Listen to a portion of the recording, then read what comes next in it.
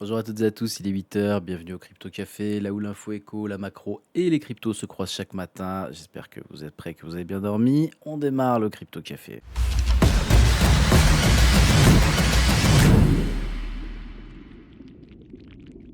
Allez, comme d'habitude, on attaque avec le Fear and Greed Index qui est à 8 ce matin. Bon, on est toujours dans des très très bas, dans de l'extrême peur.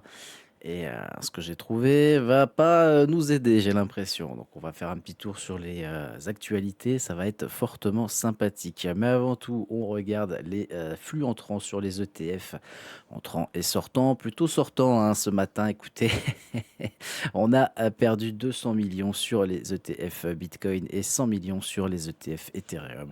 Donc c'est de la sortie, hein, tout ce qui était rentré, en début de semaine, bah, écoutez, est sorti. C'est sympa, ça fait plaisir. On a une Bitcoin dominance qui remonte légèrement. On a 58,4%, Ethereum à 10,3% et les autres à 31,3%. Rien de méchant, méchant, même si on a quand même une légère tangente vers le bas au fur et à mesure. Est-ce qu'il faut paniquer maintenant ou quoi? Ok, bon, on a déjà fait moins 50%, les gars, détente. Détente, c'est rien. On a connu pire sur les marchés crypto. Vous le savez, c'est volatile. Si vous êtes débutant, bienvenue dans le manège. C'est sympa, vous allez voir. On s'entend bien. Sinon, côté du prix du marché des cryptos ce matin, allez, on a un Bitcoin qui est à 67 000 $. Il est en train de stabiliser un petit peu après le petit down qu'il nous a fait hier. Bon, les résultats économiques n'ont pas aidé forcément, hein. Ethereum qui est à 1 969 $. On aimerait bien que ça revienne sur la Lune comme la même année. On a le BNB à 614, le XRP à 1,37. Qu'est-ce qu'on a de sympatoche ce matin? Un Solana à 80 $. Moi, j'aimerais que ça aille plus bas. C'est encore trop cher. Voilà, je vous le dis, moi je trouve que c'est encore trop cher. Il y en a plein qui disent que c'est le bottom. Oui, ça peut faire x3, x4. Moi je vous dis que c'est pas le bottom. C'est en tout cas mon avis personnel. Ada Cardano, bon, bah lui, il va falloir qu'il s'en aille à un moment donné, hein. Je pense qu'il a fait son temps. On verra. Est-ce que je peux me tromper, hein, bien évidemment. Je sais que Trump en a mis dans le PF, donc bon, let's see, let's see. Hyper liquide par contre à 30 $ qui prend 4,45%. Encore une fois, une des rares crypto-monnaies du top 50 qui n'est pas listée sur Binance et qui a très très bien résisté à toutes les chutes qu'on a pu y voir. Je dis ça comme ça, vous savez que j'en ai un peu dans le portefeuille et je pense que je vais en reprendre dans pas longtemps. On verra si ça vient chercher des targets sympas. XMR, le Monero, El Famoso, 341 $. Écoutez, ça stabilise pas mal. On va voir si ça ré-up un petit peu dans les prochaines semaines. Ça peut être très intéressant évidemment d'en avoir en portefeuille un token anonyme. On va pas se mentir, vu ce qui nous arrive dans la tronche, c'est toujours bien d'avoir quelques sécurités en arrière. Voilà, c'est dit. Allez, Canton, j'en entends beaucoup parler, mais bon, on verra. Je me prononcerai pas dessus pour l'instant. Chainlink à 8,43 $. Qu'est-ce qu'on a de sympatoche? Le dinosaure qui bouge pas. Zcash qui bouge pas trop, contrairement à son grand frère Monero pour l'instant. Bon, on va rester en surveillance. Le CRO, pareil, qui stabilise. On a le ton 1,34 $. Suit mon ami qui est à 91 centimes. J'ai mal. J'ai mal. Uni qui nous a fait un giga up hier parce que BlackRock a annoncé qu'ils allaient utiliser l'actif pour faire de la tokenisation, blablabla, blablabla, blablabla, blablabla. La news, fin de la news. Voilà, comme d'habitude, Polkadot 1,28 $ qui prend 2%. Ceux qui en ont en portefeuille, il va falloir holder. Voilà, je vous le dis, j'irai pas plus loin dans les faits, mais il va falloir holder. J'ai cru comprendre qu'il y a du croustillant qui va arriver. Voilà, je n'en dirai pas plus puisque j'ai pas de données, mais je vous donne l'info que j'ai. Est-ce qu'elle est valable, pas valable? Bon, bah, de toute façon, les Polkadot holders, je pense que voilà, on a subi, on va encore subir un peu. S'il y a des gars qui font de la communication, qui savent faire du marketing, s'il vous plaît, rentrez chez eux, parce que c'est vrai qu'ils ont des difficultés là-dessus. Qu'est-ce qu'on a de sympatoche sinon? Bah écoutez, c'est tout ce matin, on va pas se prendre la tête. What the fuck? Waouh, waouh, waouh, waouh, MX Finance, MYX Finance qui perd 33%. Oh, oh, je l'avais pas vu celui-là. Ouais, ce matin, je l'ai pas vu. Oh, attends, what the fuck, qu'est-ce qui s'est passé sur celle-là là? Oh, c'est coquin ça. Allez, on y reviendra plus tard. On y reviendra plus tard. Allez, sinon, on attaque le calendrier économique et les résultats pour le traditionnel. Alors, qu'est-ce qu'on a eu hier? On a eu un salaire horaire moyen en légère hausse, 0,4%. une création d'emplois dans le secteur agricole qui explose. On fait x2 sur les prévisions, on fait quasiment x3 sur le précédent. What the fuck? Qu'est-ce qui se passe, les gars, là? Et le taux de chômage qui diminue. Bon, bah écoutez, c'est des chiffres qui sont, j'ai envie de dire, corrects pour l'économie US. Mais par contre, c'est pas bon, ça, pour la Fed. Enfin, c'est pas bon pour la Fed, si, c'est bien pour la Fed. Ils ont pas à baisser les taux avec ça. Ah ouais, bah ouais, ouais. Ah bah ouais, ouais, ouais. Bon alors par contre, salaire horaire moyen qui augmente très légèrement, ça veut dire plus de dépenses, hein. Les gens ils vont pas coffrer, très clairement. Création d'emplois, taux de chômage qui baisse, enfin création d'emplois qui monte, taux de chômage qui baisse. Bon, bah, j'ai envie de dire tout est logique là-dedans. L'économie se porte très très bien aux US. Qu'est-ce qui se passe? On va pas avoir de baisse de taux en mars. Ah bah non, hein, ça ressemble fortement à ça, hein, très clairement, hein. Attention, vendredi, on a les CPI. Je vous rappelle que les prix à la production ont augmenté. Donc, avec les résultats qu'on a là sur le salaire et sur les taux de chômage, forte probabilité quand même qu'on ait une légère hausse des CPI. Moi, ça me choquerait pas. Je vous le dis, ça me choquerait pas du tout. Ce serait même dans la continuité de la chose. Let's see. Stock de pétrole, par contre, la dernière fois qu'on a eu une augmentation comme ça, des stocks de pétrole, c'était en février 2025, d'accord? Donc, est-ce qu'ils refont les stocks juste parce que c'est normal, c'est le classique, ou alors est-ce qu'il y a une baisse de la consommation qui fait qu'on a des stocks qui augmentent, blablabla, blablabla. Le marché du travail est reparti, entre guillemets, il y a moins de chômage, donc les mecs sont censés plus se déplacer. C'est bizarre. Est-ce qu'on n'est pas juste en train de remplir les stocks de la réserve stratégique en vue d'une tension géopolitique un peu plus majeure? Ça, c'est un scénario qu'on ne doit pas négliger. Attention à surveiller très fortement. Je vous avais dit, le pétrole, je surveille fort.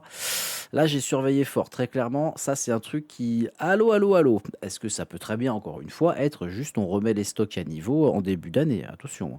Mais bon, on connaît le père Trump, on n'est jamais à l'abri de rien. Allez, côté des news crypto, on attaque ce matin hyper liquide, je vous en ai parlé.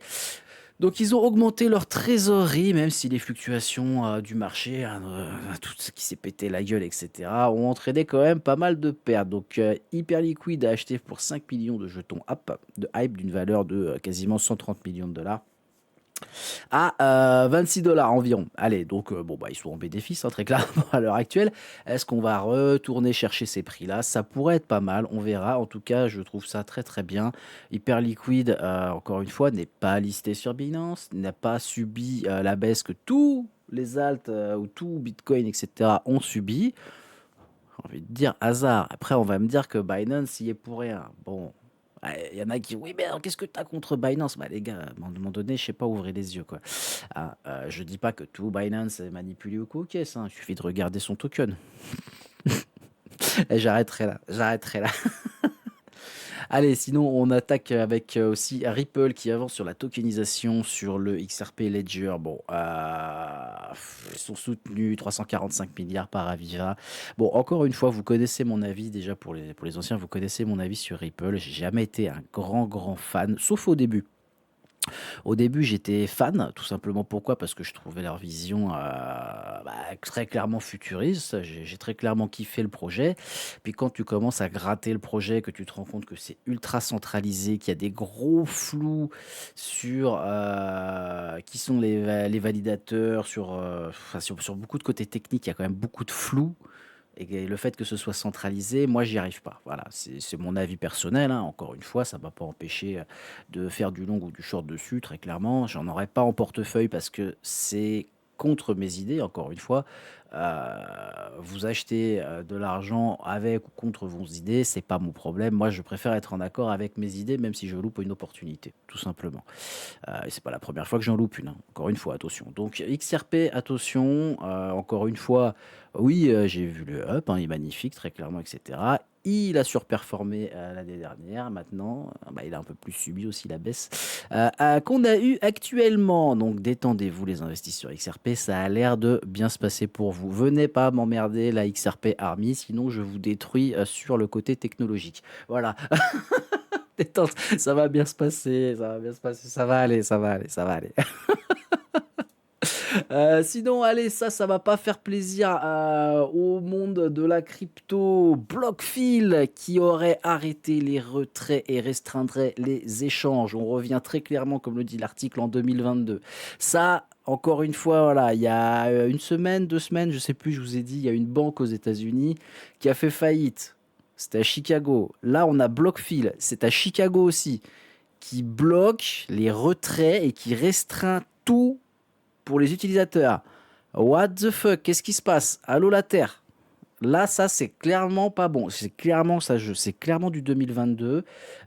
C'est le début des dominos qui commencent à se péter la tronche. Faites attention, parce que ça, clairement, voilà, hein, une société qui a géré un volume d'échange de 60 milliards de dollars l'année dernière. On a des grosses baisses sur les cryptos, et eux, ils commencent à cut le truc. Ça, j'aime pas. Je vous le dis, j'aime pas du tout. Il va falloir surveiller très, très fortement. Parce que oui, oui, oui, ça, s'ils sont sauvés, entre guillemets, ça pourrait faire repartir, mais ça va pas donner confiance. Les institutions, ils s'en battent les couilles. Les énormes baleines s'en battent les couilles. Par contre, tous les retails, quoi? On peut plus retirer nos cryptos? On peut plus faire. What? Ça, c'est pas bon. C'est vraiment pas bon. Donc, faites très attention. Je surveillerai très fortement ce coin-là. Parce que si on commence à avoir un effet domino, encore une fois, là-dedans, on n'est pas, on serait pas au bottom, très clairement. Ah, donc ça pourrait péter fortement. Allez, écoutez, j'ai envie de vous dire, c'est tout pour moi ce matin. On va pas aller plus loin. Attention, il y a quand même beaucoup, beaucoup, beaucoup d'informations qui tombent. On attend encore des résultats économiques intéressants, hein. Aujourd'hui, on a les inscriptions hebdo au chômage, les ventes de logements. Bon, ça devrait pas être trop, trop violent. 14h30, on surveille quand même qu'on n'est pas. Là, ils attendent une baisse, mais attends, faites attention qu'on n'attende pas quand même une hausse, on sait jamais. Même si l'emploi est remonté, on ne sait jamais, hein, on est jamais à l'abri de rien. Ce qui m'intéressera, ce sera demain et ouais, vendredi 13. On sait que les marchés apprécient ce genre de date. Encore une fois, pas de numérologie, hein, juste des faits. On attend quand même ouais, une baisse sur l'annuel. Ouais, j'y crois pas du tout. J'y crois tellement pas. J'espère que je me plante, hein, mais j'y crois tellement pas. On verra. Je sens que ça sera une hausse. Ladies and gentlemen, je vous souhaite à toutes et à tous une excellente journée. Profitez bien. C'est bientôt le week-end. La bise!